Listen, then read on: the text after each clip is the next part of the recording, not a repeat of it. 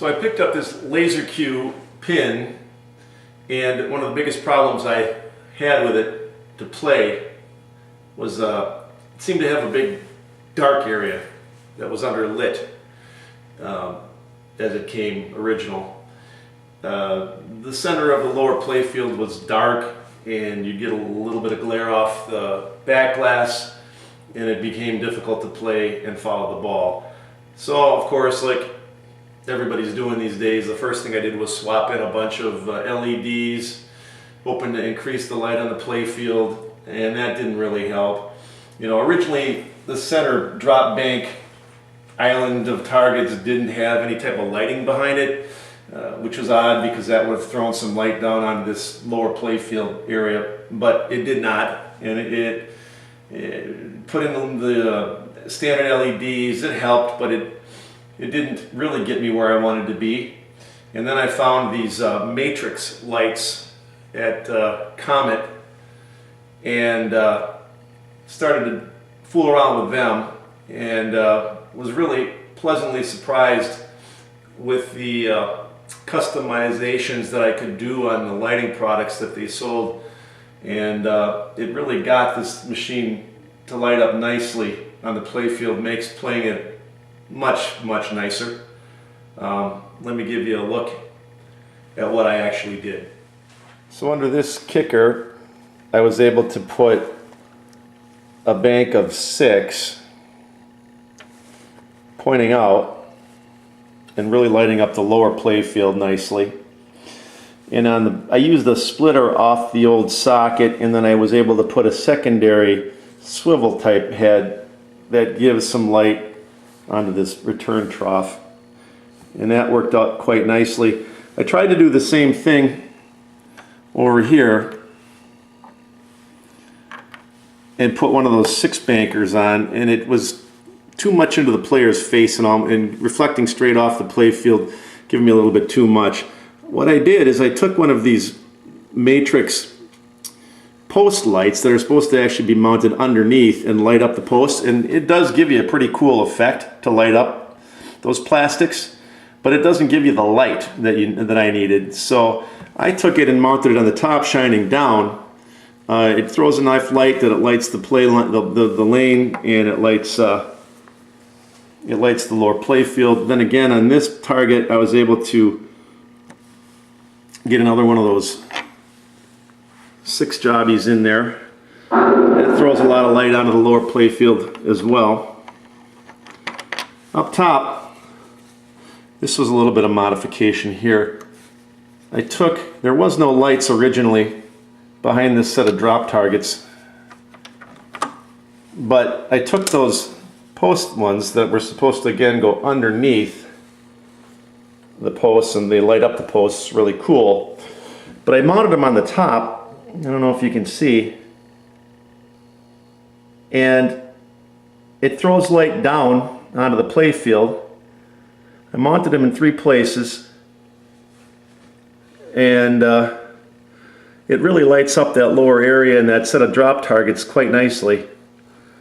So that's one modification that I did with these that really wasn't how they were meant to be used out of the box, but came up really nice. Now what I did too is, instead of using their quick connect that they came with, I desoldered the quick connects and soldered on my own wire system, because their quick connects just weren't going to give me the setup that I needed. And then I dropped through the play field and soldered into the light matrix underneath for a nice clean job. Some of the spots I did use the quick connects over here. I used them. If you've got room, it works out okay, but if you're trying to do something really customized like this, you might have to desolder what they gave you and put together your own wiring. I also took some of their loops, and in areas like this, I was able to take their strip lighting and I looped it upon itself and laid it in there, and now it throws light onto the play field into this return trough, which is really pretty cool because it all reflects out of there. So that, I think that's one of their 10 light strips that I just kind of... Then I also took one of their banks of their sticky strips of 10 and put that up into the ball return area, and that really throws a lot of light out onto the lower play field. And I dropped that down and wired that underneath into the main lighting matrix. Not too tough if you got minor soldering capabilities.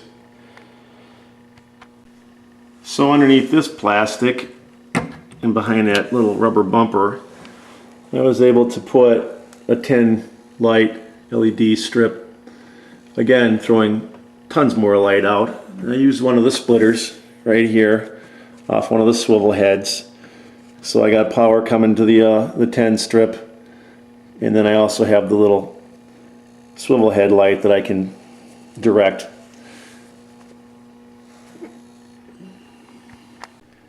So on this lane, you can see I kind of took one of the 6 head LEDs, and it's coming out there, and it reflects off the chrome. It throws a lot of light back out onto the playfield. You could probably get another one in there if you wanted to. I think one of the biggest problems that I worry about with these is your capability to really load up to the point that you're overtaxing your power supply for the general illumination lights, and that could kind of get you into trouble.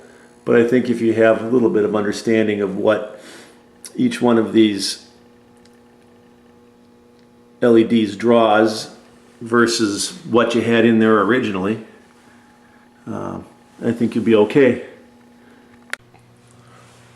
So after trying a lot of different things on, using a lot of different layouts of available LEDs that I was able to find in the market, super brights, 4-in-1s, this product, these matrix LEDs, really got me where I wanted to be. I wish I would have found them sooner, because I wouldn't have a whole bag full of standard LEDs that I don't need anymore, and I probably would have used them in more places than I just did right now. But if you're willing to do a little bit of soldering, you can really tweak them out. Otherwise, out of the box, they're great. They make it pretty idiot-proof, and you can see I was really able to get this machine lit to make it really a lot easier to play. Not easier, but more enjoyable. You don't have the big blind spot in the middle of the field. So I hope that you found this to be a little bit informative and helpful. I know there's not a lot of information out on the web about this product. That's why I took the time to show the video. Did a little bit of work on it. Hope you enjoyed it.